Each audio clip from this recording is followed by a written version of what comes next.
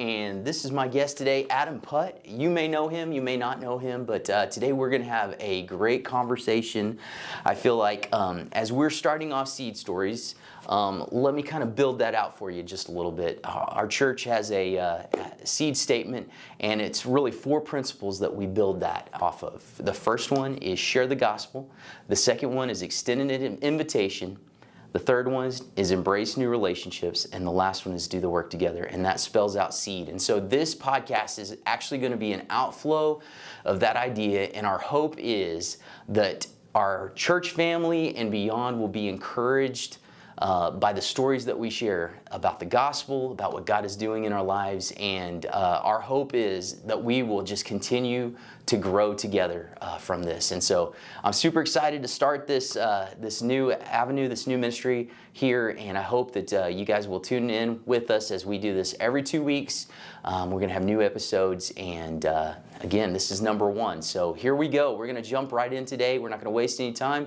Again, let me introduce our guest. This is Adam Putt, my friend, and also a member here at our church. And Adam, as we get started, I just wanted to let you maybe have an opportunity to just kind of tell a little bit about yourself and who you are. And so if you want to share that, a little bit about your family and, and here at Blanchard First. Yeah, well, I'm Adam Putt, and I moved out here to Blanchard in 2019, became a member here at the church in January of 2021, and I got saved at the age of 38, right here in this church. That's awesome. And so, yeah, happy to be here. I have 2 sons, Virgil and Victor, and my wife's name's Tiffany. Yeah. And so, awesome. Yeah. Well, man, I want to thank you again for being here.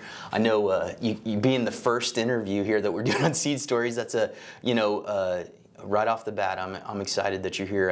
Adam and I really, I feel like God puts friendships in your life for a purpose, and I just feel like that's kind of been where our friendship has been. That God kind of brought us together in really just the way that He does, just by building His church up together. But thanks, man. I just want to appreciate you. So today our topic really is one that's kind of a very common word in church, but we're going to be talking about the gospel, sharing the gospel.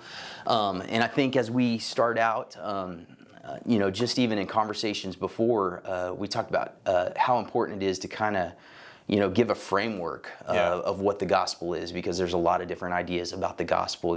When we say gospel, you could come away with a lot of different ideas of what that might be. So let's just spend some time and let's just chat about the gospel in its essence and what that means. I know the fact that we talk about it all the time, but let's put some flesh on those bones of what we mean by the gospel. So when we talk about the gospel, what comes to your mind as some of the core elements of the gospel as we believe it? Yeah. So when sharing the gospel, or just understanding it yourself, which I think you should preach it to yourself every day, because it's Paul says that I'm not ashamed of the gospel, for it is the power of God unto salvation for all who believe. And so we're dealing with the power of God here, and so it's vital that we get it right, And whenever I think about, of course, it just means good news, That's like the Sunday school answer. It's like, what is the gospel? That's good news. It's good news, right? But more than that, I think it's important to keep it pure. A lot of times things get put on top of the gospel. It's like people are. It really is good news, and oftentimes I think. It's for some people it's too good. You know what I mean? Yeah. And so we want to, I don't know, say but right. And so whenever I think of the gospel, I think of kind of maybe I like to start with who is God. Right. That's the foundation. Is who is God, and I think if you start there, it lends itself to kind of line everything else up. The next maybe question is, who are we? And so that will show our need, and then who is Christ and what has He done, and then what is, I don't want to say response, but that's the kind of the textbook answer is like, how is our response? But it's almost like, what does that mean? Right. You know what I mean? Yeah. It does require a response, but when we say good news, it's almost like we think that there's it's like some action.